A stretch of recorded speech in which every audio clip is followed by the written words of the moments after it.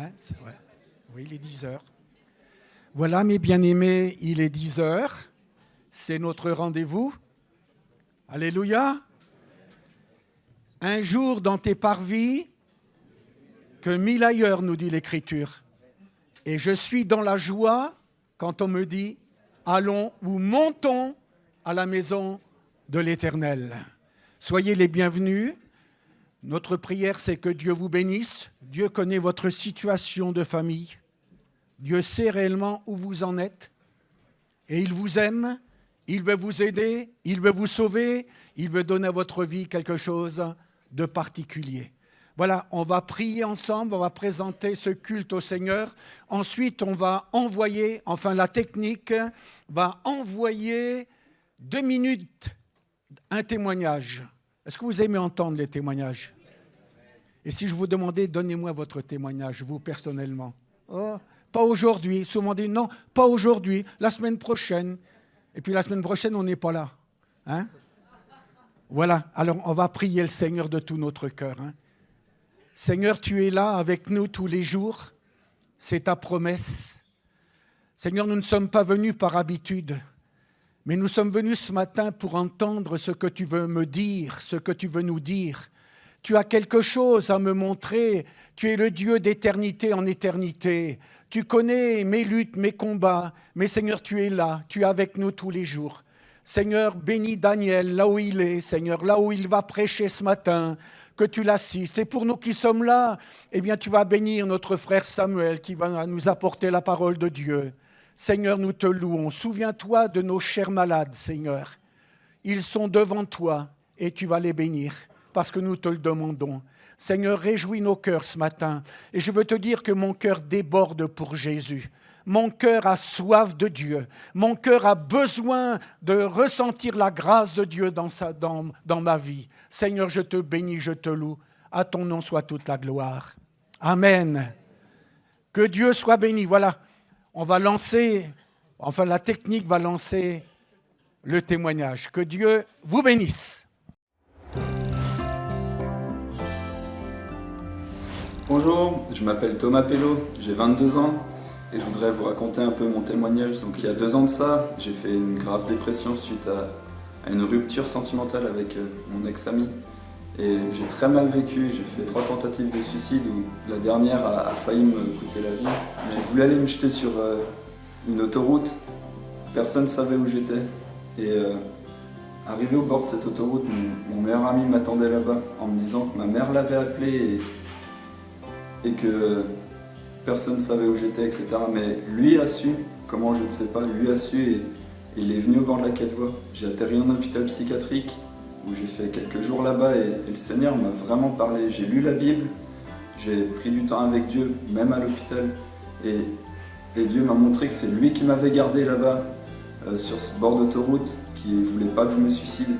Suite à ça, je suis venu à la porte ouverte aussi, où j'ai vécu vraiment une délivrance, où j'ai dû vraiment prendre position dans ma vie pour dire « Ok Jésus, maintenant tu diriges ma vie, c'est toi qui la prends en main. » Et vraiment toutes ces mauvaises pensées, tout ce que j'avais au fond de moi, toute cette haine, cette colère, cette envie de partir de ce monde, tout est parti d'un coup et Dieu m'a délivré vraiment.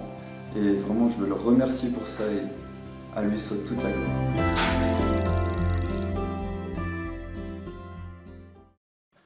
Amen, bonjour à tous. Bonjour. Les témoignages comme ça fait du bien. Et je voudrais introduire mon premier chant avec ce témoignage. Ce témoignage nous montre que cet homme était brisé, était plutôt enchaîné à l'inverse. Était enchaîné par le péché, enchaîné par ses mauvaises pensées et par sa vieille nature. Mais une chose a brisé son péché, c'est le sang de Christ. Et je voudrais que nous puissions le chanter ce matin. Alors, vous qui avez vos péchés brisés par le sang de Christ, alors chantez-le de tout votre cœur. Amen.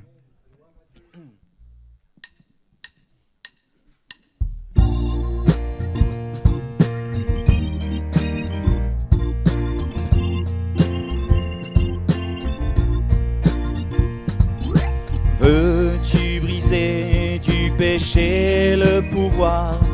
La force est en Christ, la force est en Christ. Si dans ton cœur tu veux le recevoir, la force est dans le sang de Christ.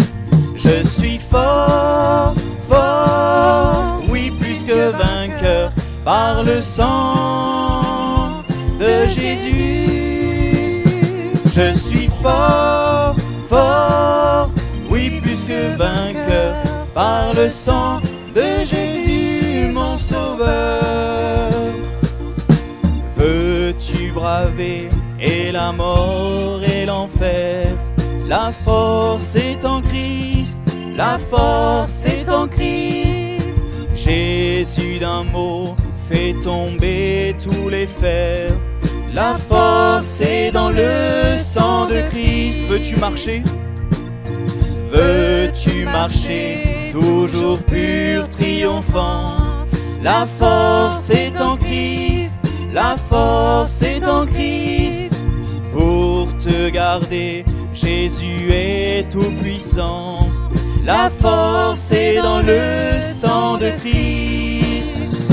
Je suis fort, fort, oui plus que vainqueur, par le sang de Jésus.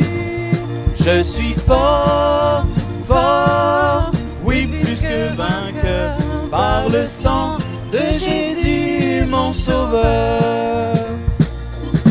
Veux-tu du ciel t'approcher chaque jour? La force est en Christ, la force est en Christ. Avec Jésus demeurer chaque jour. La force est dans le sang de Christ. Je suis fort, fort, oui plus que vainqueur, par le sang de Jésus. Je suis fort, fort, oui plus que vainqueur, par le sang de Jésus mon sauveur. Je suis fort, je suis fort, fort, oui plus que vainqueur, par le sang de Jésus. Je suis fort, fort, oui plus que vainqueur, par le sang de Jésus mon sauveur. Par le sang de Jésus mon sauveur. Par le sang de Jésus mon sauveur. Amen. Amen. Merci Seigneur, parce que par ton sang, ce n'est pas par nos œuvres, ni par toutes sortes d'autres choses, par l'argent, par je ne sais quoi, je ne sais ce qu'on pourrait inventer. Ce n'est que par le sang de Christ que nous sommes libérés de nos péchés, le sang de l'agneau. Et l'agneau, tous les anges louent sa sainteté, l'univers crie sa majesté. Oui, lui, le Dieu créateur. Alors chantons-le. Amen.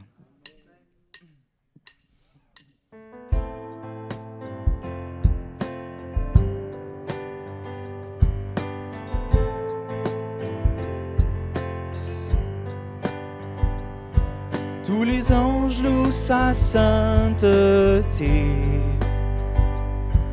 L'univers crie sa majesté. Chantons gloire et puissance, force et louange à l'agneau immolé. À l'agneau immolé. Les ténèbres ont reculé. Les ténèbres ont reculé devant l'œuvre de la croix, devant l'agneau immolé et le sang versé pour moi. Tous les anges louent sa sainteté. L'univers crie sa majesté. Chantons gloire et puissance, force et louange à l'agneau immolé. À l'agneau immolé. de la vie qu'il a donnée, à la vie qui brûle en moi, tant d'amour et à jamais ma reconnaissance au roi. Tous les anges louent sa sainteté, l'univers crie sa majesté.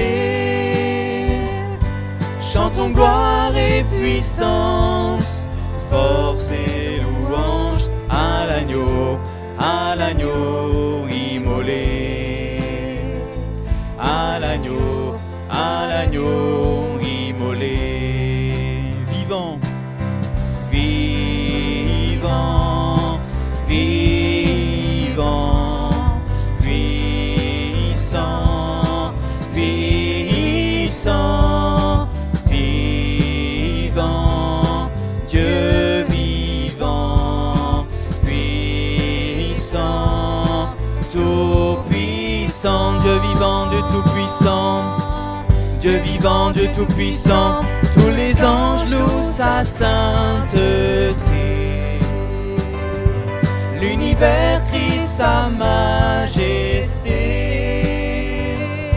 Chantons gloire et puissance, force et louange à l'agneau immolé. Tous les anges à l'agneau immolé.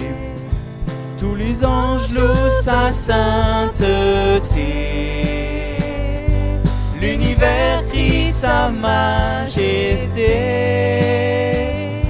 Chantons gloire et puissance, force et louange. Chantons gloire et puissance, force et louange. Chantons gloire et puissance, force et louange à l'agneau immolé, à l'agneau immolé.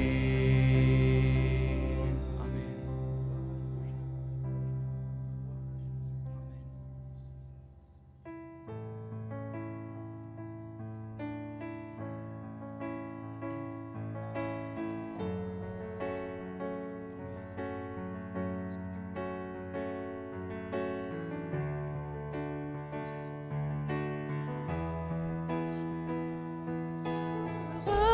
Dans sa beauté,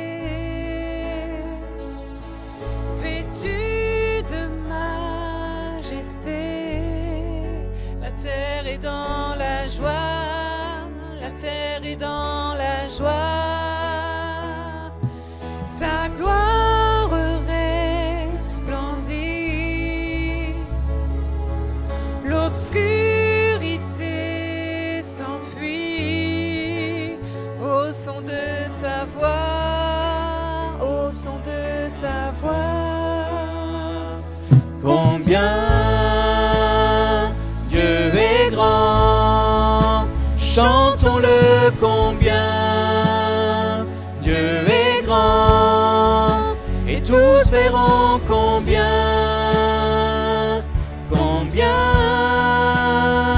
Dieu est grand.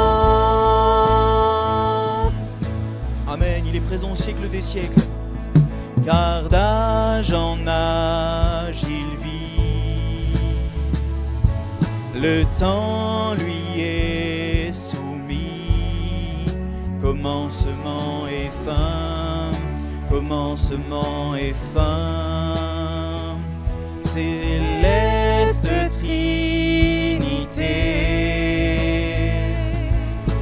Dieu d'éternité, il est l'agneau divin, il est l'agneau divin. Combien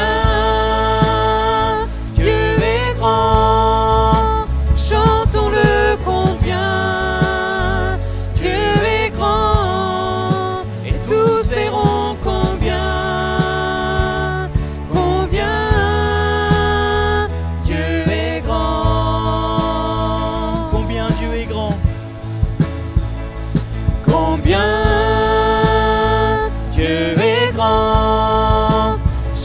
chantons-le combien Dieu est grand, et tous verront combien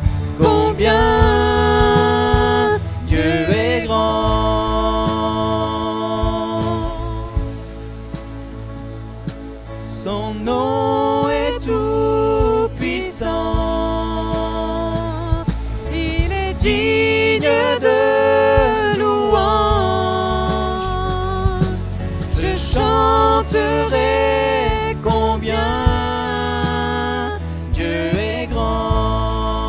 Son nom est tout puissant. Son nom est tout puissant. Il est Digne de louange. Je chanterai combien Dieu est grand.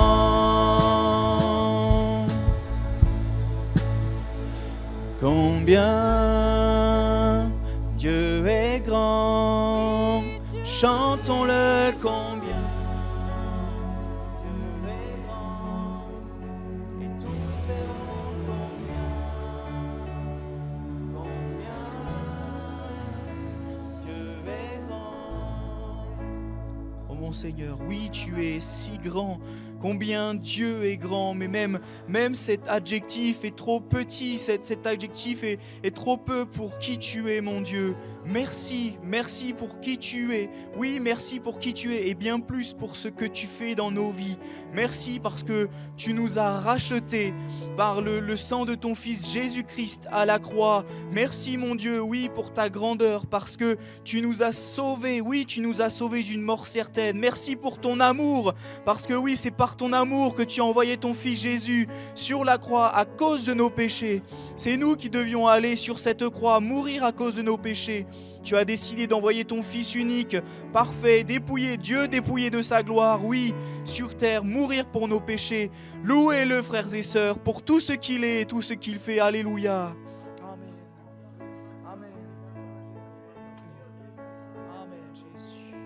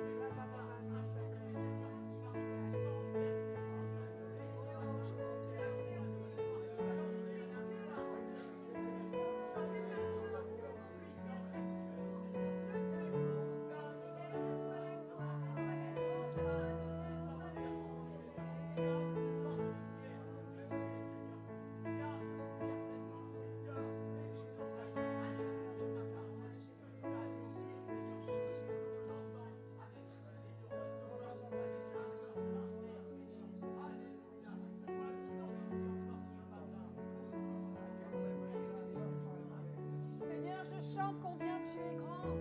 Seigneur, je chante et je chanterai combien tu es grand et tous verront combien tu es grand. Seigneur, tu es tout puissant, Seigneur Jésus. Il n'y a pas de qualificatif, Seigneur, assez grand pour dire combien tu es grand. Tu tiens l'univers dans ta main, tu as créé toutes choses et tu es au-dessus de tout ça, Seigneur. Ce que nos yeux ne peuvent voir, on ne peut pas voir la profondeur de l'univers. Seigneur, nos yeux sont trop petits pour contempler tout cela. Et toi, tu es au-dessus de ça parce que toi, tu as tout créé. Qui sommes-nous, Seigneur Jésus, pour que tu prennes soin de nous? Nous sommes à tes yeux comme une poussière, Seigneur Jésus, pourtant tu nous aimes, pourtant tu as envoyé ton Fils Jésus mourir à notre place parce que nous méritions la mort, Seigneur. Je ne peux pas comprendre, mon Dieu, tout ça. Mais avec foi, je saisis, Seigneur Jésus, toutes ces promesses et toutes tes bénédictions pour nous. Merci parce que tu es créateur. Merci parce que tu es notre Père. Merci parce que tu es notre Sauveur. Nous avons tout pleinement en toi, Seigneur Jésus. Tu es El Shaddai, tu es Dieu Tout-Puissant. À toi le règne, à toi la gloire pour toujours, Jésus. Ah, tu es le Dieu qui nous étonne, Seigneur. Tu es le Dieu qui veut nous remplir de ta sainte joie, de sa sainte présence. Merci parce que tu as fait pour nous, Seigneur, de grandes choses. Oui, nous confessons que tu es grand. Quand je considère, Seigneur, que la mer rouge s'est ouverte, Seigneur, quand je considère les miracles de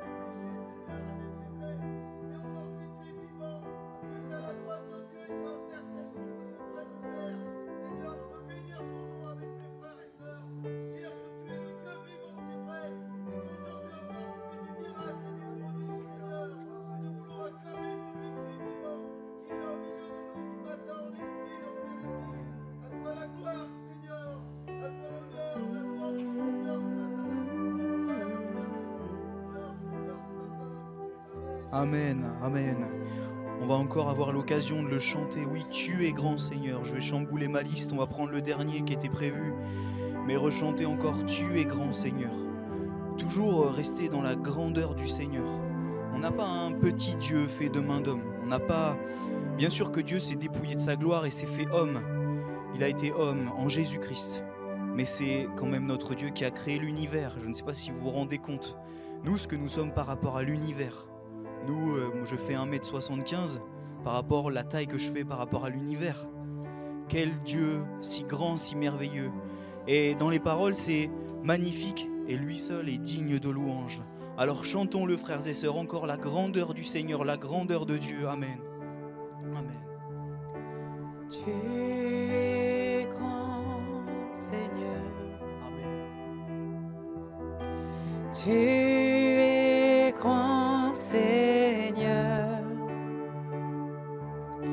Oui, tu es grand, Seigneur. Tu es grand, Seigneur. Magnifique. Magnifique, Digne de louange. Tu es grand, Seigneur. Magnifique, digne de louange.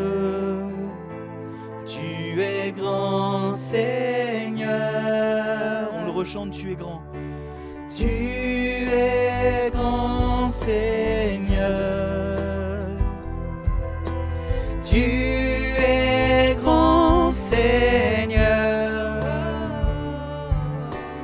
Tu es grand, Seigneur. Tu es grand, Seigneur. Magnifique, digne de louange. Tu es grand, Seigneur. Magnifique, digne de louange. Tu es grand, Seigneur. Une dernière fois, tu es grand. Tu es grand, Seigneur. Faut mesurer les paroles. Amen. Tu es grand, Seigneur. Si on place tous nos soucis à ses pieds, il est plus grand que nos soucis. Amen. Amen. Grand Seigneur. Tu es grand, Seigneur. Magnifique. Magnifique, digne de louange. Tu es grand, Seigneur. Magnifique, digne de louange. Tu es grand, Seigneur.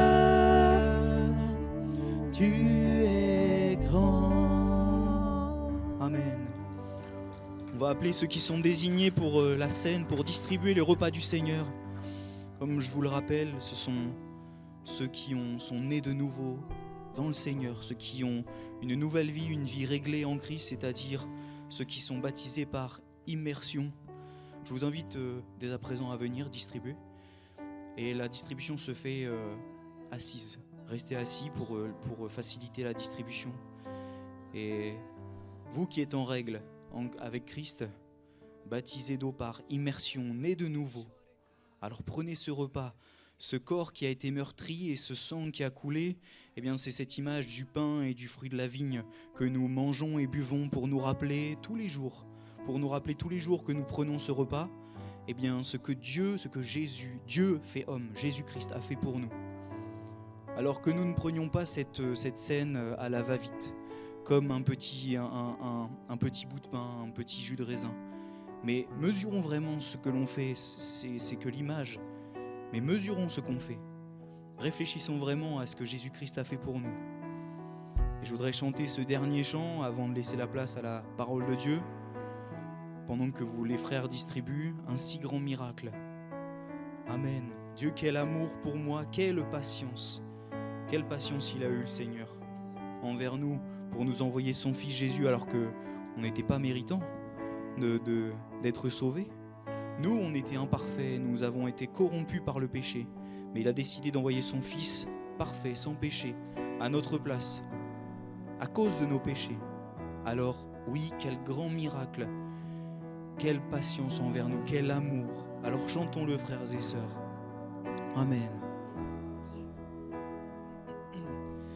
Dieu, quel amour pour moi, quelle patience, tu as conduit vers toi mon ignorance. Comment pouvais-je alors saisir ce que ton cœur voulait m'offrir? Un si grand miracle, un don si précieux, ta mort à la Pâque nous ouvre les yeux, ton salut remplace ma condamnation, mon péché s'efface par ta rédemption. Loué sois-tu, Dieu Tout-Puissant. Loué sois-tu, ce don si merveilleux, comment le vivre sans le répandre à ceux que tu veux suivre sur les chemins où il s'égare, loin de la vie et de l'espoir. Un si grand miracle, un don si précieux, ta mort à la Pâque nous ouvre les yeux, ton salut remplace ma condamnation, mon péché s'efface par ta rédemption. Loué sois-tu, Dieu Tout-Puissant. Loué sois-tu. Frères et sœurs, remerciez le Seigneur. Juste le Seigneur, pas nos tracas de la vie quotidienne. Nous avons tant d'autres moments, tant d'autres réunions, mais uniquement des prières envers le Seigneur, des remerciements, des actions de grâce envers le Seigneur pour ce qu'il a fait. Réfléchissez à ce pain que vous mangez, à ce fruit de la vigne que vous buvez, pour la chair meurtrie et le sang qui a coulé pour nos péchés. On va laisser un petit peu de temps pour que vous puissiez, étaler vos actions de grâce vers le Seigneur. Amen. Amen.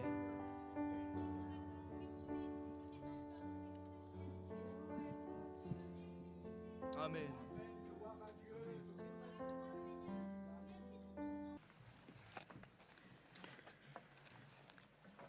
Bonjour frères et sœurs. Je ne sais pas vous, mais moi j'ai passé un très bon moment sous le regard du Seigneur. Le Seigneur m'a fait du bien, il m'a encouragé. Il m'a rappelé par ses chants que si je suis venu, c'est pour lui rendre hommage, pour lui dire merci, pour lui dire merci de ce que tu as fait dans ma vie. Merci parce que tu t'es manifesté dans ma vie. Merci parce qu'un jour tu m'as sauvé. Moi qui n'étais pas digne, tu m'as rendu digne d'entendre et de prendre ce message et de pouvoir être appelé enfant de Dieu. Merci vraiment pour ce temps que nous avons passé. Vous vous doutez que... Est-ce qu'il serait possible de couper le téléphone, s'il vous plaît? Merci. Vous vous doutez que je suis un petit peu inquiet, un peu stressé. Mais je ne vais pas faire confiance à mes propres forces, je vais faire confiance à mon Dieu, parce que le Seigneur est tout-puissant. Et pour ce matin, j'avais un message sur le cœur que j'ai préparé déjà depuis un petit moment, donc autant vous dire que je l'ai retourné, repassé dans ma tête, sur mon cœur, en disant « Seigneur, je veux vraiment faire ta volonté et apporter quelque chose qui fera du bien à ton peuple. » Et ce matin, le message que j'avais pour vous, de la part de Dieu, mais dites-vous que si je vous le dis pour vous, c'est d'abord que je l'ai pris pour moi-même. Je ne suis pas différent de vous, je l'ai pris vraiment pour moi-même. Et ce message de ce matin, je l'ai intitulé « Connaître ou reconnaître la voix de Dieu ». Parce que c'est quelque chose qu'on entend toujours. Le Seigneur m'a parlé, le Seigneur m'a dit quelque chose. Et parfois, certains d'entre nous peuvent se dire « je vois pas ce que tu veux dire parce que moi je ne comprends pas. Je n'ai pas entendu cette voix, je ne comprends pas. » Et le Seigneur, en fait, se manifeste de différentes manières. Et c'est en ça que je voudrais qu'on puisse parler ce matin. Connaître la voix de Dieu ou la reconnaître. Il y a une vraie différence entre les deux, c'est ce qu'on va voir. Mais pour introduire ce thème que j'ai longuement passé sur mon cœur, je voudrais parler d'une histoire qui s'est passée au Brésil. L'histoire d'Antonella. En fait, il faut penser que Antonella, c'est la fille de Flavio et Tarsila. Ne cherchez pas à savoir s'ils sont des personnes célèbres, elles ne le sont pas. Mais ces deux personnes-là, ils ont eu envie d'avoir un bébé. Et donc, à un moment, Tarsila est tombée enceinte. Et puis, pendant toute la grossesse, Flavio a eu envie de participer à cette grossesse. Il avait envie d'être un papa actif, même si Antonella n'était pas encore là. Et dès le début, il a voulu lui parler. Il lui a dit des petits mots, comme « je t'aime », en posant la main sur le ventre de Tarsila pour dire à sa fille « je t'aime ». Quand il partait au travail, il lui disait « bonne journée ». Quand il revenait du travail, il lui disait « coucou ma fille, papa est arrivé ». Alors, vous imaginez bien, pour ceux qui ont déjà vécu ça, que peut-être il y avait des petits coups sous la main. Et voilà, c'est ce qui s'est passé tout au long de la grossesse. Et puis, évidemment, à un moment, arrive ce qui doit arriver. Tarsila va à la maternité, elle accouche. Elle accouche d'une petite fille, donc Antonella. Et je voudrais que vous puissiez voir cette image. Alors, oui, c'est l'image d'une famille heureuse d'accueillir un bébé dans sa vie. Mais il y a quelque chose qui devrait vous interpeller. C'est ça. La petite puce, Antonella, sourit à son papa. Et vous savez pourquoi elle a souri ? Parce que, croyez-en, ma petite expérience de santé, c'est pas habituel. Hein. Les bébés, c'est pas ce qu'ils font en premier lieu. Non, elle a souri parce que son père, juste avant, lui a dit « Coucou ma fille, papa est arrivé ». Elle a entendu la voix de son père. Elle a reconnu la voix de son père. Et c'est sur ça que je voudrais qu'on puisse parler ce matin, qu'on puisse faire le lien entre cette histoire et surtout ce que nous enseigne la parole de Dieu. Qu'est-ce que nous dit la parole de Dieu à ce sujet-là ? Alors on va prendre l'histoire de la vie de Samuel. Je n'ai pas fait exprès, je vous assure. Je n'ai pas choisi Samuel parce que c'était ma première fois un dimanche matin, mais vraiment, quand j'ai relu ce texte, ça a résonné en mon cœur. On va lire ce texte donc, qui nous dit « Ainsi, le jeune Samuel, c'est plus mon cas, était au service de l'Éternel devant Élie. La parole de l'Éternel était rare à cette époque. Les visions n'étaient pas fréquentes. Un jour, Élie, dont la vue commençait à faiblir et qui ne pouvait plus bien voir, était couché à sa place habituelle. La lampe de Dieu n'était pas encore éteinte, et Samuel était couché dans le temple de l'Éternel, où se trouvait l'arche de Dieu. Alors, l'Éternel appela Samuel, et il répondit « Me voici ». Courut vers Élie et dit « Me voici, car tu m'as appelé ». Élie répondit « Je n'ai pas appelé, retourne te coucher ». Et Samuel alla se coucher. L'Éternel appela de nouveau Samuel. Samuel se leva, alla vers Élie et dit « Me voici, car tu m'as appelé ». Élie répondit « Je ne t'ai pas appelé, mon fils, retourne te coucher ». Certains parents doivent se dire « Ça me rappelle des souvenirs ». Samuel ne connaissait pas encore l'Éternel. La parole de l'Éternel ne lui avait pas encore été révélée. L'Éternel appela de nouveau Samuel pour la 3e fois. Samuel se leva, alla vers Élie et dit « Me voici, car tu m'as appelé ». Élie comprit alors que c'était l'Éternel qui appelait l'enfant. Et il dit à Samuel « Va te coucher, et si l'on t'appelle, dis « Parle, l'Éternel », car ton serviteur écoute. » Et Samuel alla se coucher à sa place. L'Éternel vint se tenir près de lui et appela comme les autres fois. « Samuel, Samuel. » Samuel répondit. « Ah. Parle, car ton serviteur écoute. » Alors l'Éternel dit à Samuel, « Je vais faire en Israël une chose telle que toute personne qui l'apprendra en restera abasourdie. » Voilà le texte sur lequel je voulais qu'on se penche. Et comme je l'ai dit l'autre fois, j'aime bien remettre les choses dans leur contexte. On ne va pas faire de ce texte un prétexte pour tout imaginer, mais vraiment se dire qu'est-ce qui se passe. Et le contexte de cette histoire, c'est ce qui nous est dit au début de ce texte. La parole de Dieu était rare en ces temps-là. La parole de Dieu se manifestait peu. Et en fait, c'est vraiment le point de départ du livre de Samuel. C'est en fait une contextualisation de l'esprit, de l'état d'esprit, de l'état spirituel du peuple de Dieu. Du peuple de Dieu, mais aussi des juges en Israël. En fait, d'une manière générale, si on parle des juges, l'activité prophétique était quand même assez rare. Hein. Elle n'était pas très importante.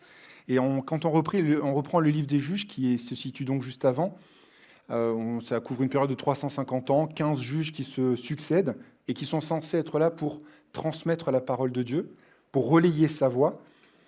Et en fait, ce qu'on constate, c'est une dégradation progressive de la relation entre Dieu et son peuple. C'est une dégradation même, je dirais même une diminution, alors je vais le mettre entre guillemets parce que je n'ai pas de jugement à poser, mais une diminution de la qualité des juges. On a commencé à les voir avec Daniel. Si vous vous rappelez Othniel, c'était un juge qui était selon le cœur de Dieu, qui a fait de grandes choses. Puis quand on en voit d'autres, Gédéon, Samson. On ne peut pas dire que la vie de Samson était particulièrement glorieuse. Il n'était pas toujours selon le cœur de Dieu, mais c'était un juge. Et en fait, on découvre l'état moral et spirituel du peuple par cette histoire. Au début du livre de Samuel, il nous est précisé que concernant les fils d'Élie, donc Ophni et Phiné, si tu veux bien le prendre, les fils d'Élie étaient des hommes pervers, ils ne connaissaient pas l'Éternel. Ça nous montre à quel point l'état spirituel du peuple n'était pas bon, puisque même ceux qui étaient censés accompagner le peuple en direction du Seigneur, ils n'avaient pas une bonne conduite. Pour être précis sur l'histoire, sur cette histoire-là, on nous dit là pervers, mais selon les traductions, on les appelle les hommes sans morale ou des vauriens. Donc c'est quand même pas quelque chose où on se dit que ces hommes-là étaient des hommes vraiment selon le cœur de Dieu. Et c'est dans ce contexte particulier que Anne va avoir la joie d'accueillir Samuel dans sa vie, un peu comme Antonella qui est arrivée dans cette famille. Et en fait, Anne n'arrivait pas à avoir d'enfant, le Seigneur lui donne cet enfant. Et elle, qu'est-ce qu'elle en fait ? Elle le consacre à l'Éternel. Et cette consécration, elle va avoir lieu quand Samuel va reconnaître son Dieu. Je voudrais justement qu'on puisse prendre le temps maintenant de, sur cette histoire, voir les différents protagonistes. En premier, on va voir Élie. Donc Élie, un peu sa position, son attitude, puis on verra ensuite Samuel. Qu'est-ce qu'il a fait de ce qui s'est passé par rapport à cette histoire ? Et bien entendu, on terminera par Dieu. Quelles sont les qualités que Dieu montre dans ce texte. Donc si je prends Élie, la position, on va dire d'Élie, son attitude, en fait, il vit dans le temple. Il est le sacrificateur. Alors, ce n'est pas le temple, vous me pardonnerez, c'est l'anse-sanctuaire, puisque le temple n'était pas encore construit, mais c'était dans la tente d'assignation, dans le sanctuaire. Il est là auprès de Dieu. Il vit dans le temple, il occupe des fonctions sacerdotales. Pourtant, quand Samuel vient le voir, il ne comprend pas que c'est Dieu qui lui parle. Et moi, ça me pose des questions.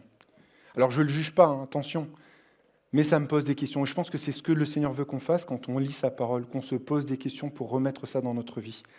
Et la raison de pourquoi Élie ne reconnaît pas, en fait, c'est probablement parce qu'il était endormi spirituellement. Parce que Élie, à force, la parole de Dieu ne se manifestait pas beaucoup, en tout cas, il ne l'entendait pas. Et puis, il y avait une dégradation du peuple. Donc, il y a cette histoire-là. Et donc, les raisons de cet endormissement, comme je vous disais, c'est l'activité spirituelle du peuple à ce moment-là. Comme on l'a dit au début de notre introduction, la parole de Dieu était rare à cette époque. Peut-être qu'à force de ne pas entendre très régulièrement la parole de Dieu, Élie ne la cherchait plus vraiment. Il se disait, un jour, ça se manifestera. Peut-être. Quelle était sa raison principale de ne pas entendre la voix de Dieu ? Il y avait peut-être un petit peu de ça.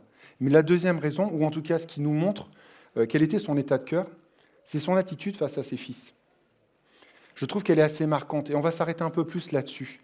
Il voit ce qui se passe en Israël, et plus particulièrement avec ses fils.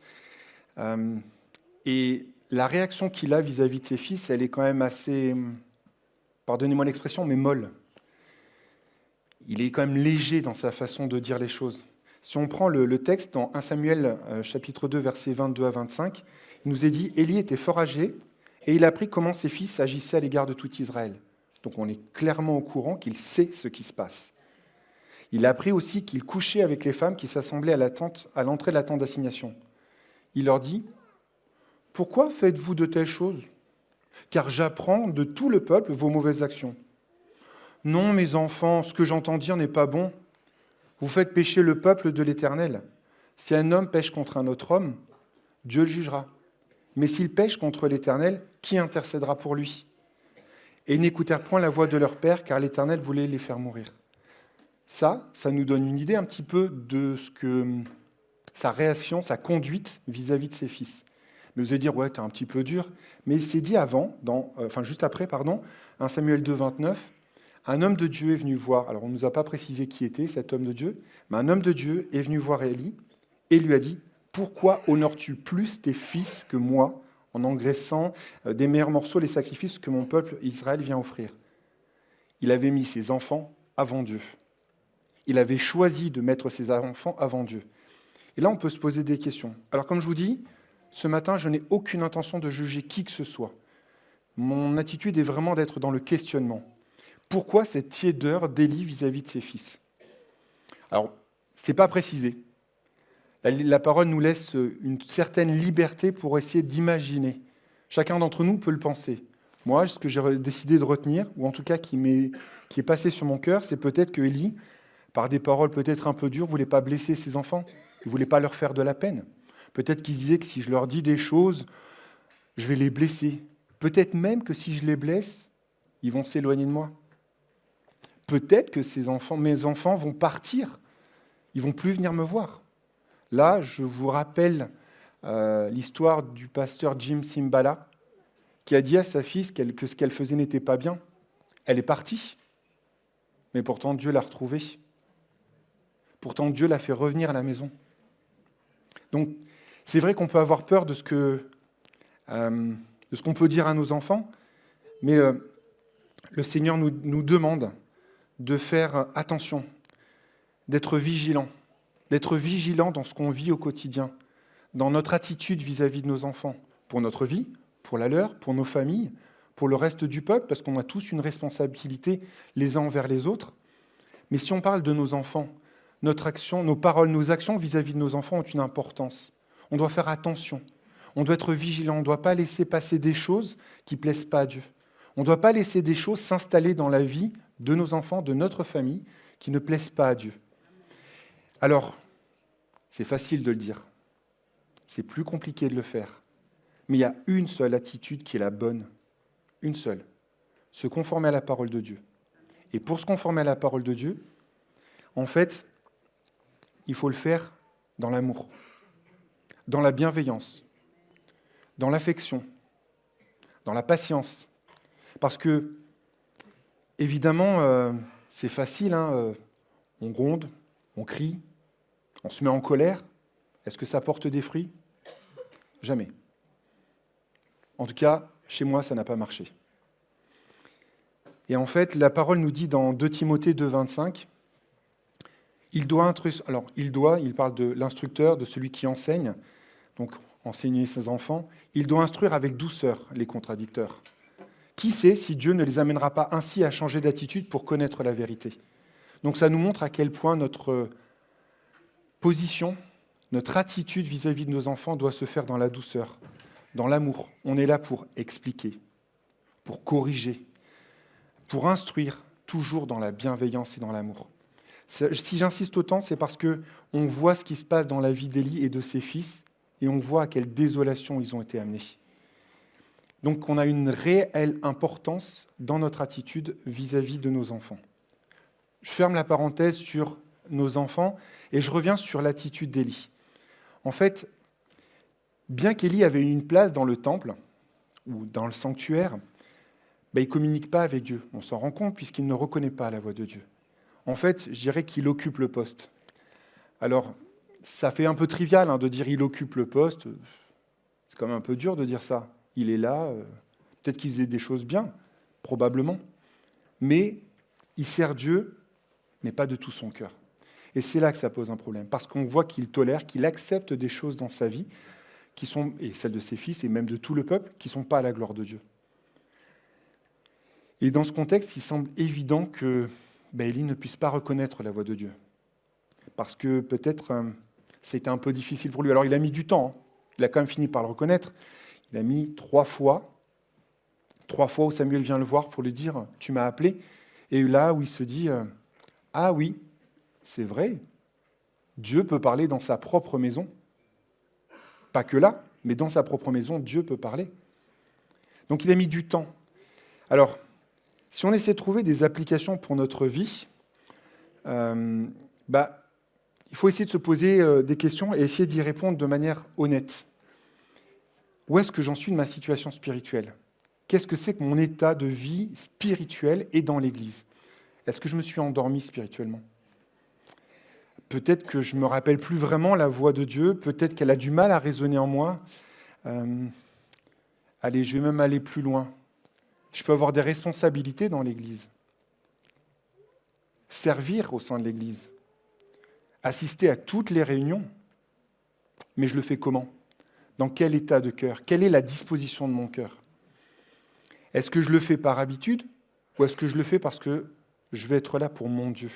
Parce que je veux reconnaître sa voix ? Parce que je veux entendre sa voix ? Je veux attendre que Dieu me parle ? Est-ce que je fais ces choses-là par habitude ou parce que je veux servir vraiment mon Dieu dans le bon état d'esprit ?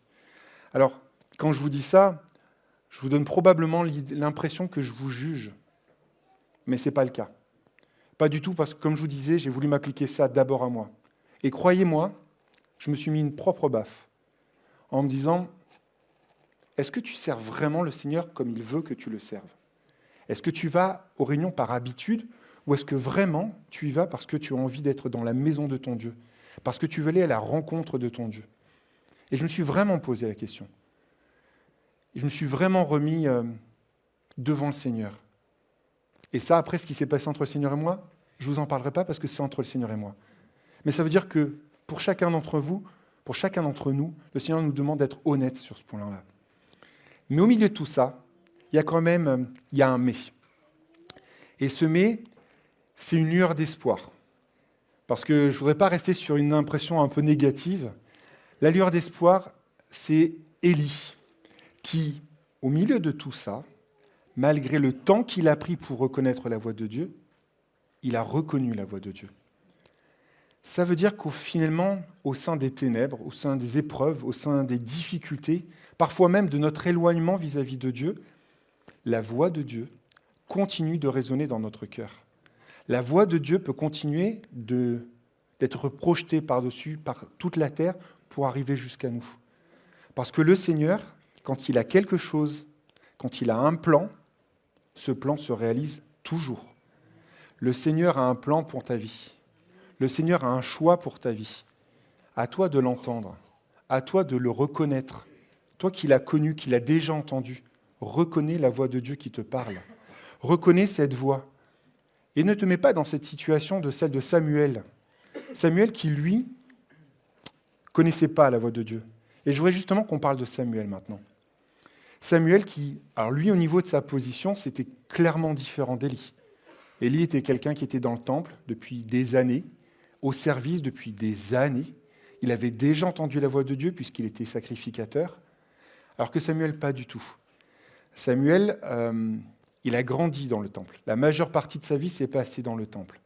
Alors, quand je dis que la majeure partie de sa vie s'est faite dans le temple, il faut imaginer, si on reprend le contexte, Samuel a été consacré par Anne et elle l'a amené au service de Dieu quand l'enfant était sevré, c'est ce qui nous est dit. Le sevrage, c'est 3-4 ans à peu près.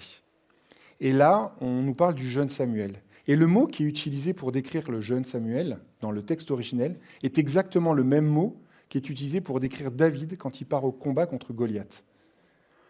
Alors, selon les observateurs, on peut parler de 12 à 16 ans. Ça fait une grande marge. Mais imaginons le minimum, 12 ans. Il est depuis ses 4 ans au service de Dieu. Ça fait 8 ans. Donc il a passé les 2 tiers de sa vie dans le temple, à servir le Seigneur. Et pourtant, il ne connaît pas la voix de Dieu. Il n'a jamais entendu sa voix. C'est ce qui nous est dit au verset 7. En même temps, non seulement il n'a pas entendu sa voix, mais il n'a pas eu d'exemple non plus pour l'aider, pour le diriger. Je vous rappelle ce que je viens de dire. L'exemple que nous devons donner. Donc il n'avait aucun exemple devant lui. Il n'avait aucune relation d'intimité avec Dieu. Donc bien qu'adolescent, vivant dans le sanctuaire depuis un moment et servant le Seigneur, il ne connaît pas le Seigneur. Il le sert, il le sert de tout son cœur.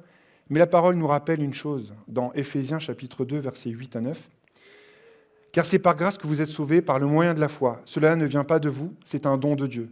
Ce n'est pas le fruit d'œuvre que vous auriez accompli. Personne n'a donc de raison de se vanter. » Donc ça montre que Samuel était agréable malgré tout à Dieu. C'est ce qui nous est précisé après. Samuel était agréable à Dieu, il servait dans le temple, et pourtant il ne connaissait pas Dieu. Il n'avait pas reçu sa voix, il n'avait pas entendu son message. Ça nous montre que les œuvres, en fait, ça n'est que la résultante de notre vie avec Dieu. Ça me semble important vraiment d'insister sur ça. Pour ceux qui ont déjà fait la réunion Éphésiens avec moi, qu'est-ce que je dis souvent ? On est sauvé pour servir. Et on ne sert pas pour être sauvé.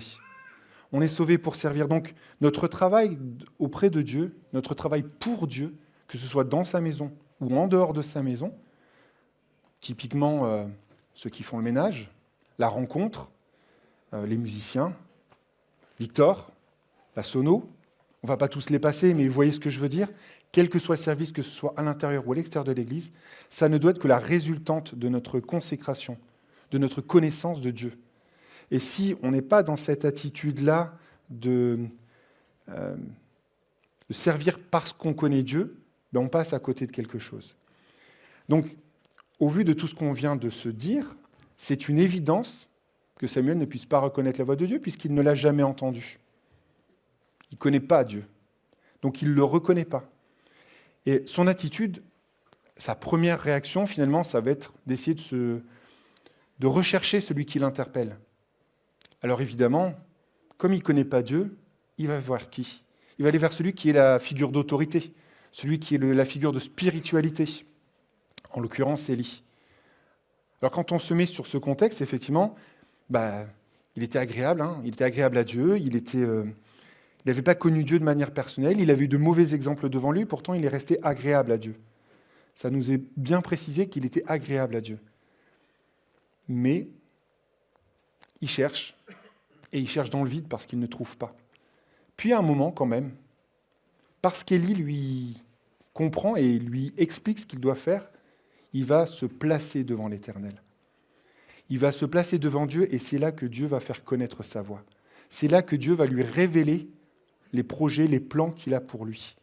C'est là que Samuel va réellement devenir le prophète que le Seigneur avait prévu qu'il devienne. C'est à ce moment-là qu'il va devenir ce que le Seigneur avait prévu. Donc quand on connaît la voix de Dieu, le Seigneur se révèle à nous. C'est important de pouvoir vraiment se positionner de cette manière-là. Et les applications qu'on peut avoir pour notre vie, dans ce contexte, si je reprends ce qu'on vient de se dire, est-ce que je connais la voix de Dieu ?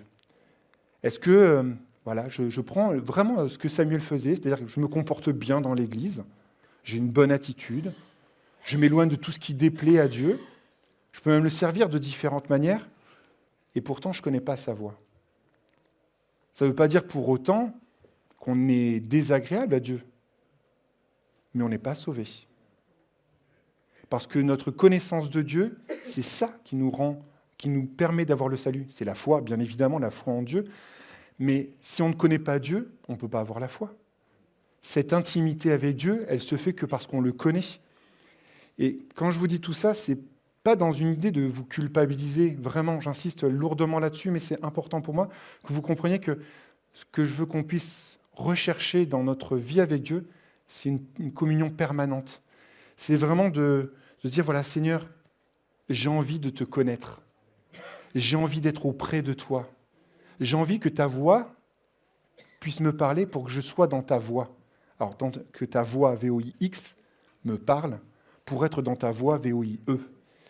Et c'est important, cette notion-là, parce que si le Seigneur me parle et que je ne le connais pas, ça va être impossible de le reconnaître. Ça va être complètement impossible de pouvoir l'entendre. Donc c'est vraiment important de se dire, voilà, je veux connaître mon Dieu pour après être sensible à cette voix qui va me parler. Et cette voix, elle ne me parle pas toujours comme ça s'est passé là. Hein. Moi, en tout cas, je ne l'ai jamais vécu. Le Seigneur ne m'a jamais dit la nuit, Samuel, Samuel, jamais. Par contre, le Seigneur me parle de différentes manières. Et comment il me parle ? Il me parle par l'encouragement d'un frère ou d'une sœur. Il me parle par un inconverti qui va avoir une attitude ou une parole. Il n'a aucune notion de ce qui se passe dans ma vie et pourtant il va dire quelque chose de la part de Dieu. Parce que le Seigneur lui aura mis sur le cœur. Il me parle parce que le pasteur apporte quelque chose qui est typiquement ce que j'avais besoin d'entendre. Il me parle par un don de prophétie, une parole de connaissance, une interprétation. Vous voyez, il y a quand même beaucoup de moyens pour connaître la voix de Dieu et reconnaître sa voix. Allez, je vous donne une toute petite chose. Ça s'est passé ce matin. Vous voyez, ça ne peut pas être plus frais que ça. Ce matin, je lisais le feuillet, entre guillemets, puisque c'est sur mon application téléphone, de la parole de Dieu. Et je vous avoue que j'en menais pas large du tout de savoir que j'allais venir ce matin pour parler de la parole de Dieu. Et le texte qui était là disait clairement que quand le Seigneur nous a choisis pour faire quelque chose, on est à notre place. Et ça m'a encouragé. Parce que je me disais justement, est-ce que vraiment je suis à la bonne place ? Est-ce que je fais ce que le Seigneur, vraiment, je ne vais pas faire une bêtise ? Est-ce que je ne vais pas dire des choses qui sont contraires à ta parole ? Est-ce que je ne risque pas d'être n'importe comment ? Ben évidemment, on imagine tout. Hein. On imagine tout, on se pose plein de questions. Mais le Seigneur, il m'a dit, calme, confiance. Tu es à la bonne place. Tu es à la place que j'ai choisie pour toi. Et quand je reconnais cette chose-là, eh bien évidemment, après je suis tranquillisé. Et c'est là où on voit les qualités de Dieu. C'est là où on voit ce que Dieu peut nous apporter. Et justement, je voudrais qu'on parle de Dieu. Les différentes qualités. Alors, toutes les qualités de Dieu, non, on ne va pas les voir ce matin. Ce serait beaucoup trop long. Ou alors on pourrait le simplifier. Dieu est parfait. Mais je voudrais qu'on voit sur là, 2 qualités que le Seigneur met en évidence. La première, il est omniscient. Il connaît la situation. Omniscient veut dire qu'il connaît tout. Il est au courant de tout ce qui se passe. Alors quand je dis qu'il connaît la situation, il connaît le fait qu'Élie ne sait plus reconnaître sa voix. Il sait qu'Élie, il a un petit peu oublié, qu'il a un peu mis à distance. Il sait que Samuel, lui, ne connaît carrément pas du tout. Il n'a jamais entendu sa voix. Et ça nous montre à quel point Dieu n'est pas déconnecté de notre réalité. Et je veux que ce soit ce matin pour vous, mes frères, mes sœurs, qui passez par l'épreuve, par la difficulté, un encouragement, un réel et sincère encouragement. Parce que le Seigneur, malgré toutes les difficultés auxquelles on doit faire face, malgré les ténèbres, comme je disais tout à l'heure, les épreuves, les moments difficiles, les doutes, le Seigneur est au courant de tout ça. Et dis-toi que si tu passes par là, c'est le Seigneur l'a permis. Le Seigneur a permis que tu passes par des moments difficiles. Le Seigneur a permis que tu passes par des choses parfois compliquées, parce qu'il veut que tu reconnaisses sa voix, parce qu'il veut que tu reviennes à lui, que tu puisses entendre à nouveau sa voix. Parce que reconnaissez que quand on est loin de Dieu, et ça m'est arrivé, j'ai eu des moments d'endormissement spirituel dans ma vie, j'ai pas eu beaucoup d'épreuves, j'ai pas tellement été enquiquiné par le diable, parce que je posais pas de problème. Puis le Seigneur, il s'est dit, allez maintenant, il va falloir que tu reviennes. Et là, il a manifesté sa voix. Et quand on commence à revenir vers le Seigneur, les épreuves arrivent. Alors ça ne doit pas vous décourager. ça doit vous encourager. Si vous êtes dans l'épreuve, c'est probablement que vous devez passer par un chemin qui vous fera grandir, qui vous fera mûrir, qui vous fera aller de l'avant. Et parfois, vous dites dans ces moments d'épreuve, on n'avance pas. J'avance pas, Seigneur, rien ne se passe. Je prie, j'intercède. Je fais tout ce que je peux, Seigneur. Mais en fait, j'ai rien à faire. Ce n'est pas mon boulot. Quand on est dans une formation, on vous apprend que vous pouvez progresser comme ça, de manière importante. Vous montez. Et souvent, il y a un plateau où vous progressez comme ça. On avance et on a l'impression que rien ne se passe. Rien du tout. Mais quand vous regardez sur le temps, la progression, elle est comme ça. Et il peut se passer 1 mois, 6 mois, 2 ans, 10 ans, et la progression reste comme ça. Mais on progresse parce qu'il y a des choses que le Seigneur est en train de nous apprendre. Et ces choses-là, qui nous fait apprendre, qui nous fait comprendre, vont faire qu'à un moment, quand lui l'aura décidé, la progression, elle va se faire comme ça. Cette progression-là, c'est ce que le Seigneur veut pour nous. Mais ne t'inquiète pas, mon frère ou ma sœur, parce que tu passes par la difficulté. Ce n'est pas quelque chose que j'avais prévu de dire.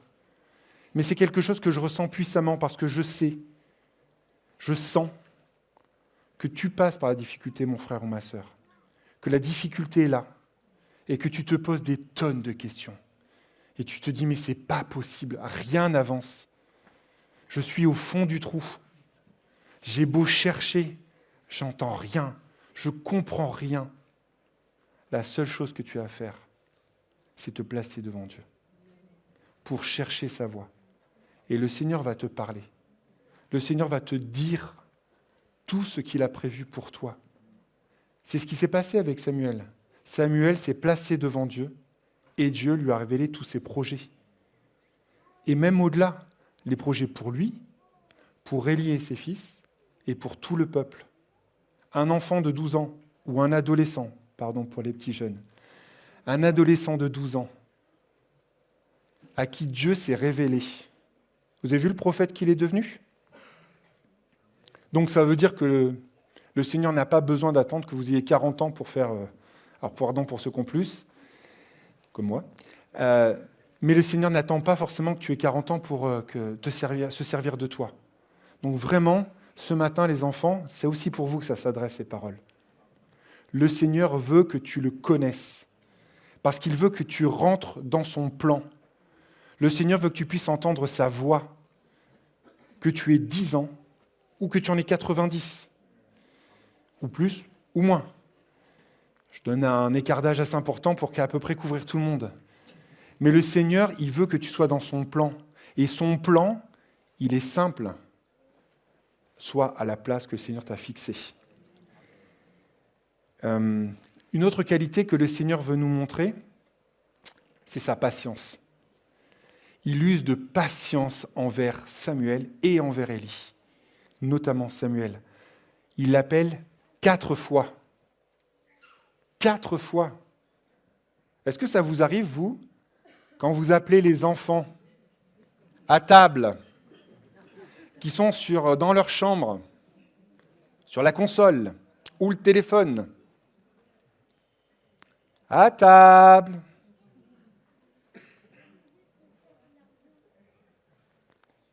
J'ai dit à table. Oh, ça suffit maintenant. 3 fois, à table. Oui, j'arrive. Et là, on est au maximum de notre patience. Je ne suis pas le seul. Vous n'avez jamais 4 fois. C'est toujours 1 fois, 2 fois, 3 fois. Après, bonjour les dégâts. On est d'accord. Mais le Seigneur, non. C'est pas 1 fois, 2 fois, 3 fois. Non, c'est inlassablement. Inlassablement, le Seigneur t'appelle. Inlassablement, le Seigneur veut te faire connaître sa voix. Inlassablement, le Seigneur veut que tu le reconnaisses. Parce qu'après, derrière, Dieu se révèle. Ça, c'est sa 3e qualité. Dieu se révèle auprès de son peuple, auprès de ses enfants. Et il va lui dévoiler tous ses plans. Il va lui dévoiler tous les projets. Alors, je vais quand même mettre un bémol. Non, je ne mets pas un bémol à ce que Dieu fait, pas du tout.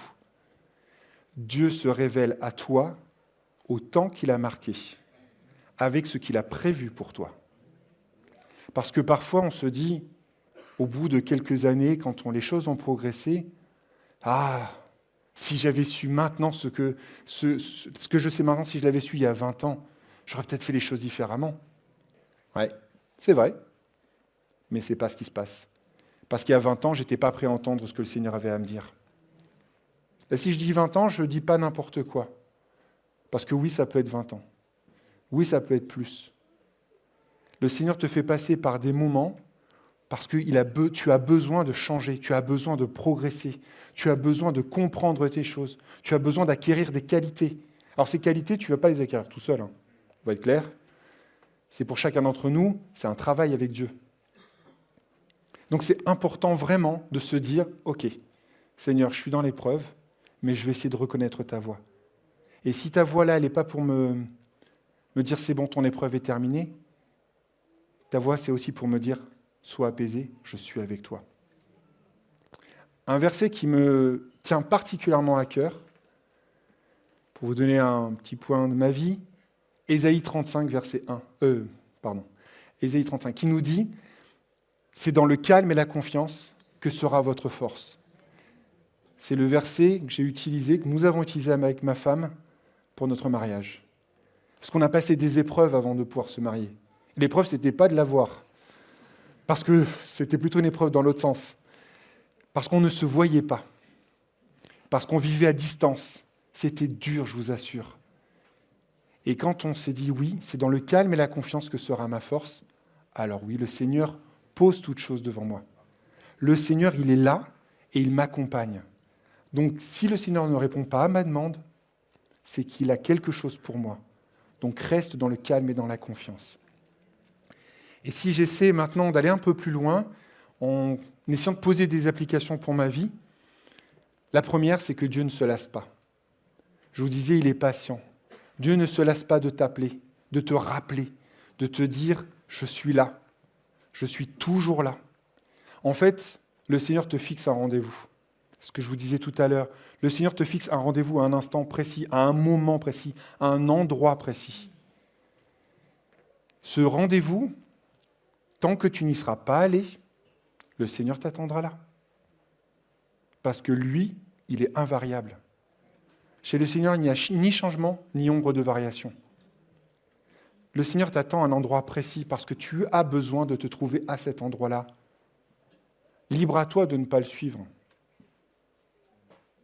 Mais si tu le suis, eh ben, tu vas pouvoir être appelé son ami.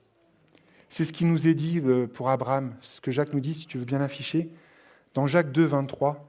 « Ainsi s'accomplit ce que l'Écriture déclare à son sujet. Abraham a eu confiance en Dieu. Et Dieu, en portant sa foi à son crédit, l'a déclaré juste. Et il l'a appelé son ami. » Je ne sais pas si vous avez un ami ou une amie, mais vous vous rendez compte quand même que quand on a une vraie amitié, c'est quelque chose qui nous connecte. C'est quelque chose qui fait qu'on pense à l'autre, même quand on ne le voit pas. On n'a pas besoin de le voir tous les jours pour penser à notre ami. On sait qu'il est là. On sait qu'il pense à nous. Donc on a envie d'avoir cette relation d'intimité, de proximité. Cette proximité avec Dieu, c'est vraiment une recherche permanente de sa présence. Parce que le Seigneur veut nous faire des révélations. Le Seigneur veut t'éclairer, t'enseigner, te communiquer sa vision pour toi, ses projets, son plan. C'est ce que le Seigneur veut pour toi. En fait, là je vous disais, est-ce que vous avez un ami ? Ce sera un exemple que je vais vous donner.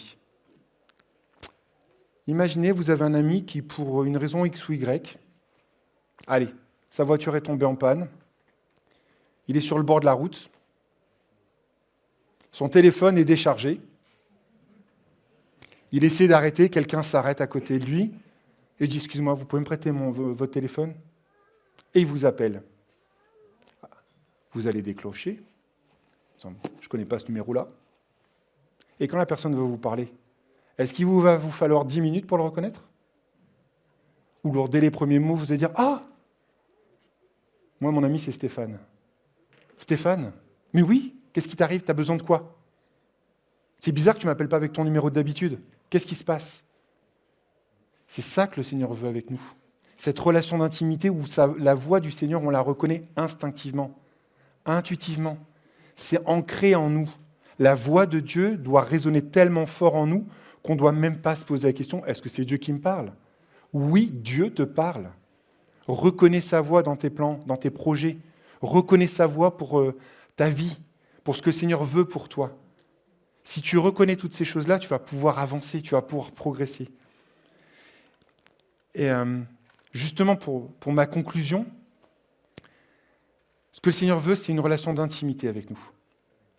Avec chacun de nous. Mais d'intimité, mais d'amitié. Il est notre Père, mais il est notre ami aussi. Ça donne une notion de proximité importante. Vis cette relation d'intimité avec Dieu. Vis cette relation d'amitié avec Dieu. C'est important. Pour ceux qui ne l'ont pas vécu, qui ne la connaissent pas, mais cherchez cette voie. Et vous allez voir, ce n'est pas des idées farfelues que je vous dis. Parce que le Seigneur, quand il se manifeste et qu'on a l'esprit ouvert, l'âme ouverte, on n'a pas de doute sur le fait que le Seigneur est là. On n'a pas de doute sur la voix qui nous parle. Parce qu'on reconnaît Dieu dans nos plans. Parce qu'une fois que Dieu vous a parlé, cette voix-là, vous la connaissez pour la vie. Il reste juste à vous à rechercher cette voie, à rechercher la communion avec Dieu, à rechercher cette relation. En fait, il faut cultiver une relation d'amitié avec Dieu. Alors oui, c'est vrai, comme je vous disais tout à l'heure, vous n'avez pas besoin de voir votre ami tous les jours pour pouvoir le voir. Mais vous vous rendez compte quand même que quand on ne voit plus les gens, quand on ne les appelle plus, les relations, elles se distendent. C'est plus difficile. Et nous, ce que le Seigneur veut, ce n'est pas ça. C'est qu'on le recherche tous les jours. Et comment on cultive la relation avec Dieu? Je vous en ai un peu dit tout à l'heure. Comment je cultive ma relation avec Dieu? Premièrement, la lecture de sa parole.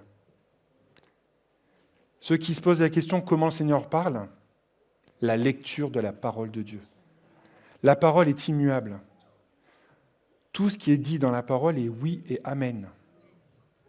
Donc la parole de Dieu te parle. Sois sensible à ce que le Seigneur met sur ton cœur. Je ne vais pas vous dire prends un passage au hasard. Non, pas du tout. Mais quand tu lis la parole de Dieu, sois sensible à ce que le Seigneur met sur ton cœur. Le Seigneur met quelque chose, une pensée sur ton cœur quand tu lis un texte. Ah, tu me fais comprendre quelque chose, Seigneur. Quand le pasteur prêche, le Seigneur t'apporte quelque chose. Et qu'est-ce qu'il veut me dire? Qu'est-ce que je veux rechercher dans ce que le Seigneur m'apporte? Dans les temps de prière, intime, entre dans ta chambre, ferme la porte, cherche le Seigneur à genoux s'il le faut, mais pas à genoux sur tes genoux. On peut se mettre à genoux, mais c'est là qu'il faut être à genoux. C'est dans ton cœur qu'il faut que tu sois à genoux. Tu peux prier allongé. Tu peux prier allongé, ce n'est pas cette position-là qui va déshonorer le Seigneur. Ce qui va déshonorer le Seigneur, c'est si toi, là, tu n'es pas à genoux. C'est là où tu ne vas pas avoir la bonne attitude. Donc oui, ce temps de prière intime avec Dieu, de prière, d'intercession, il y a une différence notable entre les deux. Intercéder, ce n'est pas pour soi, c'est pour les autres. Je vais prier pour mes frères et mes sœurs. Parce que le Seigneur, là, je lui plais. Et je ne le fais pas comme ça, pour en attendant quelque chose derrière. Je le fais parce que je veux plaire à mon Dieu. J'intercède pour mes frères et sœurs comme eux intercèdent pour moi. Dans la louange, dans l'adoration. Ce matin, c'est un culte de louange et d'adoration.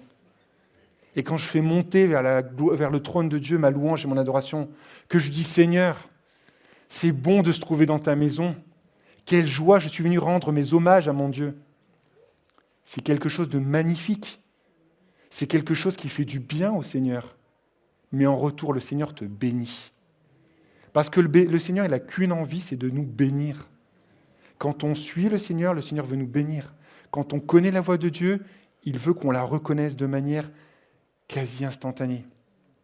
Donc il veut qu'on cultive cette relation, parce que nous avons un rendez-vous qui nous est fixé. Et en fait, je voudrais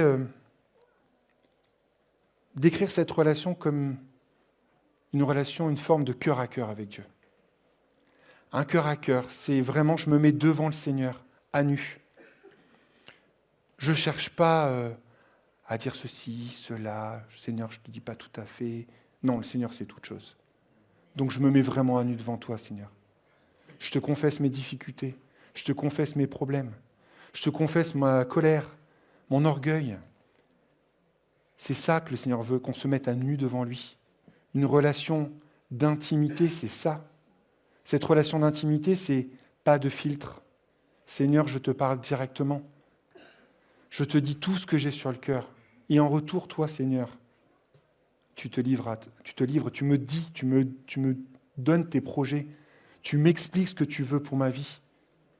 C'est ça que le Seigneur veut, un cœur à cœur. Et je voudrais qu'on puisse...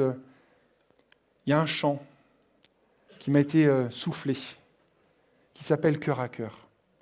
Et ce chant, je voudrais qu'on puisse l'entendre. Les paroles vont s'afficher. Et ça nous montre ce que le Seigneur veut pour nous. Est-ce qu'on pourrait l'avoir, les paroles en entier, s'il te plaît? C'est ton cœur que je recherche. Soyez attentive à la voix alors. Dès que le soleil se lève, je connais ta douce voix. Mon cœur ne brûle que pour toi. C'est toi seul que je désire. Même quand mes pensées chavirent, je connais ta douce voix. Jésus, tu m'attires à toi. Pour un cœur à cœur avec toi, Seigneur. Le reste perd en importance quand je suis là dans ta présence. Et quand je suis là dans ta présence. Et dans tes bras je me repose. Tous mes fardeaux je les dépose. Je connais ta douce voix. Jésus, je ne veux que toi. Pour un cœur à cœur avec toi, Seigneur. Le reste perd en importance quand je suis là dans ta présence. Face à face, devant ta grâce. Le reste perd en importance quand je suis là dans ta présence. Quand je suis là dans ta présence.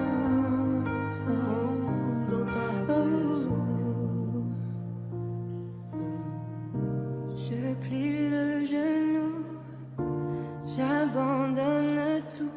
Le seul désir de mon cœur, c'est ton cœur. Je plie le genou, j'abandonne tout. Le seul désir de mon cœur, c'est ton cœur. Je plie le genou, j'abandonne tout. Le seul désir de mon cœur, c'est ton cœur. Je plie le genou, j'abandonne tout. Le seul désir de mon cœur, c'est ton cœur.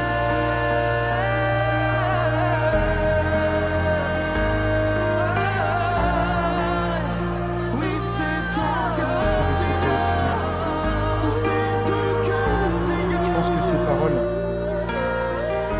font écho à ce que tu as entendu ce matin.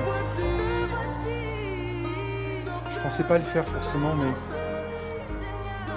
je voudrais qu'on ait un temps vraiment où on puisse se placer devant le Seigneur, très humblement.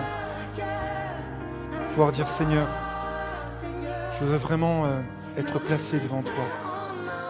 Seigneur, je veux te louer, je veux t'adorer pour ce que tu as fait. Je veux pouvoir vraiment chercher ta voix. Je voudrais qu'on ait ce temps particulier. Ce temps où vraiment on puisse se placer devant le Seigneur.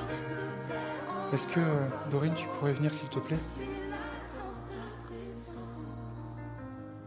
pour pouvoir jouer un morceau? Merci. Pour qu'on puisse vraiment se placer devant le Seigneur. Vraiment pouvoir chercher à entendre sa voix. Seigneur, vraiment, je veux me placer devant toi, Seigneur. Je veux te placer devant toi, mon Dieu, parce que tu es celui qui peut toutes choses. Tu es celui sur qui je veux compter. Celui que je veux reconnaître dans mes voies. Celui sur lequel je veux m'appuyer. Ma reconnaissance de toi, Seigneur. Ma reconnaissance pour toi dans ma vie. Me placer devant toi. Et pendant que Dorine va apprendre un chant, je voudrais qu'on puisse vraiment se lever devant notre Dieu. Chercher vraiment la face de Dieu ce matin. Pouvoir dire, Seigneur, je me place devant toi. Seigneur, ce que tu as placé de ce matin, je veux pouvoir l'entendre. Je veux pouvoir le vivre. Que cette connaissance de mon Dieu soit réelle. Que je puisse le reconnaître au quotidien dans ma vie. Que je puisse vraiment avoir envie de louer, d'adorer mon Dieu. Que je puisse chercher sa voix dans ma voix, dans mes voix. Que le Seigneur puisse vraiment faire écho dans votre cœur ce matin. Et pour ceux qui sont sentis interpellés ce matin particulièrement, je voudrais vous demander de vous approcher, que Victor et Thibaut puissent prier pour vous ce matin, qu'on puisse se dire, voilà, j'ai entendu ta voix ce matin, Seigneur, tu t'es manifesté, je veux te reconnaître dans ma voix, je veux te reconnaître dans ma vie, je veux pouvoir m'avancer, Seigneur, devant toi en reconnaissant que tu es le Dieu Tout-Puissant. Je veux pouvoir, Seigneur, arrêter d'aller de droite et de gauche. Je veux pouvoir, Seigneur, vraiment chercher ta voix au milieu des turbulences. Parce que c'est ta voix qui est le ferme appui, qui est ce point, Seigneur, où tu vas me faire du bien. Donc, vraiment ce matin, mon frère, ma sœur, ami, approche-toi. Approche-toi pour vraiment faire ce pas de la foi. Ce pas qui peut paraître insurmontable, mais qui ne l'est pas finalement. Te lever, t'approcher, c'est reconnaître que Dieu est dans ta vie. C'est reconnaître que Dieu est ton Dieu. C'est reconnaître que Dieu peut toutes choses au sein de la détresse, au sein de l'épreuve. Tu es passé par la difficulté, tu es passé par l'épreuve, mais le Seigneur a toujours été là. Regarde, le Seigneur est là. Si Victor et Thibaut voulaient bien commencer à prier pour nos frères et sœurs, et je voudrais vraiment que tous ensemble, sans se poser de questions, on puisse prier, intercéder pour nos frères et pour nos sœurs qui veulent vraiment approcher pour être en communion parfaite avec notre Dieu. Approchons-nous de notre Dieu, louons notre Dieu, adorons-le en disant, Seigneur, tu vois ces frères, tu vois ces sœurs, ces amis qui s'approchent de toi, ces amis qui veulent vraiment, Seigneur, avoir un renouveau, un renouvellement dans leur vie. Parce que c'est bon de te connaître, c'est bon de pouvoir te reconnaître dans ma vie au quotidien, c'est bon de savoir que tu es là, c'est bon de pouvoir compter sur toi. C'est bon de pouvoir compter sur ta grâce. Alors louons de tout notre cœur, adorons notre Dieu, intercédons pour nos frères et sœurs. Seigneur, je veux te louer, je veux te bénir, je veux te rendre grâce parce que tu as Tu as eu envie encore de te manifester ce matin, Seigneur. Comme chaque jour, tu veux te manifester. Comme chaque jour, tu veux être présent. Comme chaque jour, Seigneur, tu veux sauver, tu veux guérir, tu veux renouveler. Alors, Seigneur, vraiment que nos frères et sœurs, que nos amis qui se sont approchés, Seigneur, puissent recevoir cette onction que tu donnes. Cette onction, cette connaissance de ta voix. Que chacun, Seigneur, puisse repartir en ayant cette sensibilité à ta voix maintenant. Et puis que ceux, Seigneur, qui ne se sont pas approchés puissent quand même vraiment faire ce pas de foi. Que vraiment, Seigneur, tu puisses interpeller encore ce matin.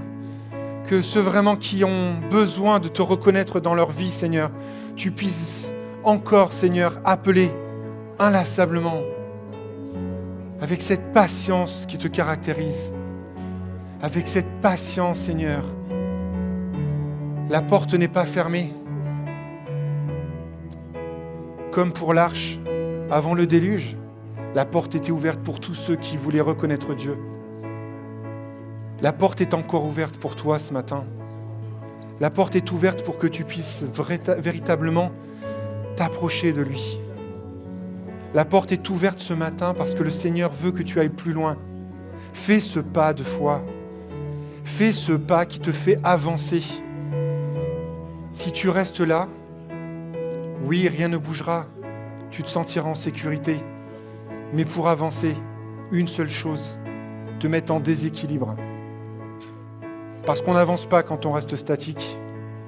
Parce qu'on n'avance pas quand on n'est pas en déséquilibre. Et ce déséquilibre, il est compensé par Dieu. Ce déséquilibre que tu penses vivre, le Seigneur est à côté de toi et te soutient. Et comme disait Thibaut vendredi soir, le Seigneur veut te charger de son joug. Son joug qui est doux et léger. Et ce joug que le Seigneur veut mettre sur toi, c'est un joug qu'il portera avec toi. Et c'est pour ça qu'il est doux et léger. Parce que le Seigneur ne se charge pas d'un poids que tu ne peux pas porter.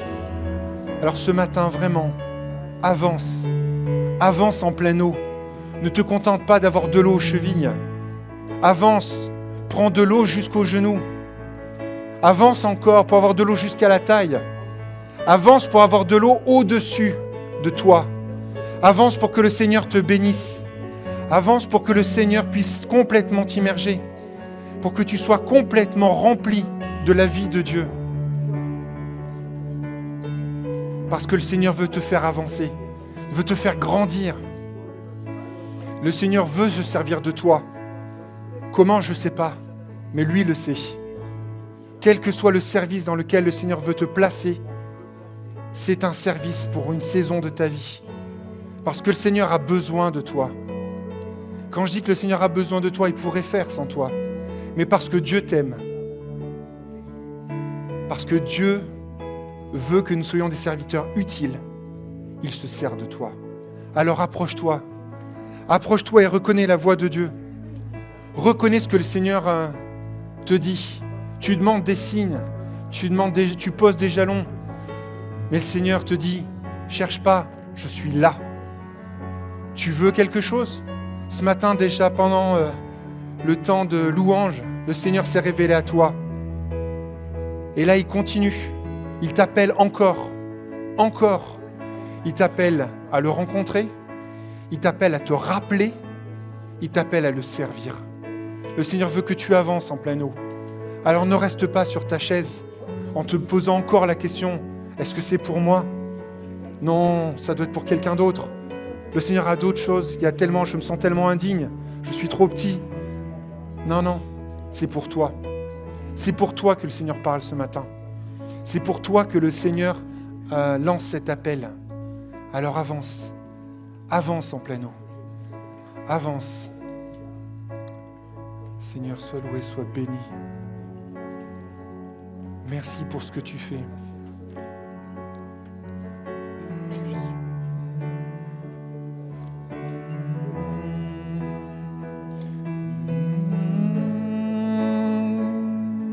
Combien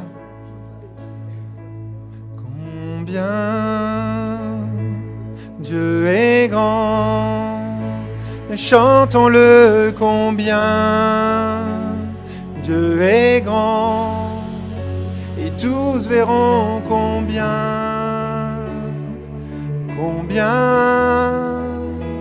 Dieu est grand.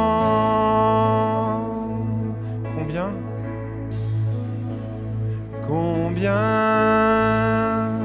Dieu est grand, et chantons-le combien Dieu est grand, et tous verront combien Dieu est grand. Son nom est tout puissant, il est digne de louange. Je chanterai combien Dieu est grand.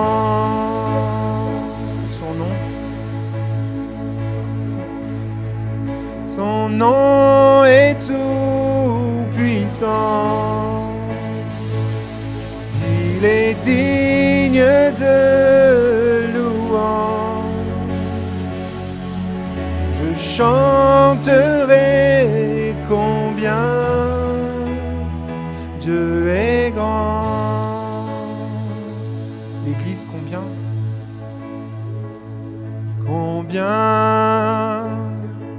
Dieu est grand.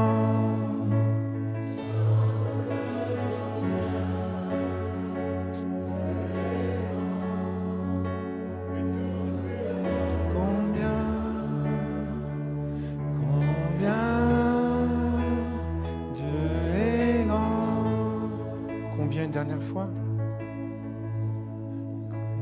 Combien Dieu est grand, chantons-le combien Dieu est grand, et tous verront combien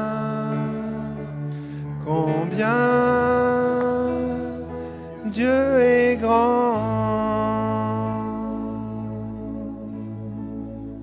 Je te laisse la place, Thibaut.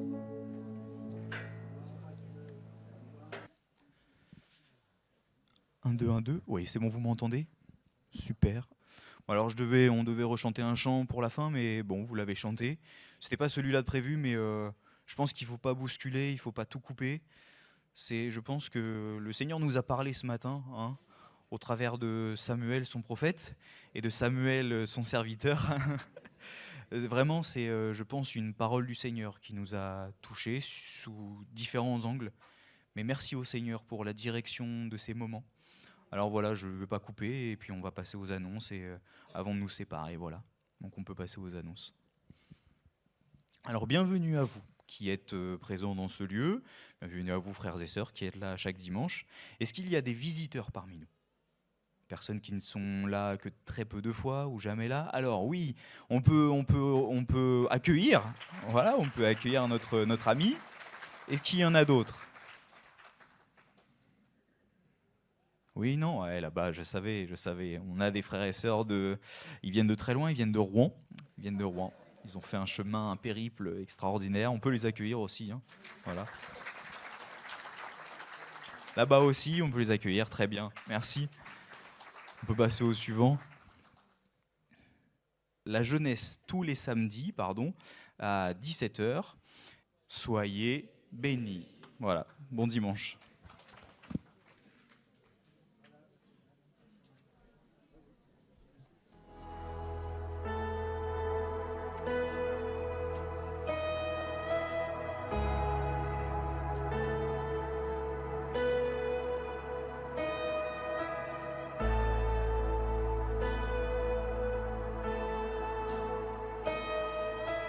I just want to speak the name of Jesus over every heart and every mind, 'cause I know there is peace within your presence. I speak Jesus.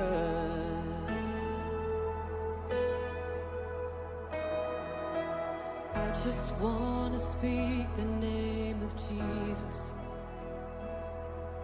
till every dark addiction starts to break,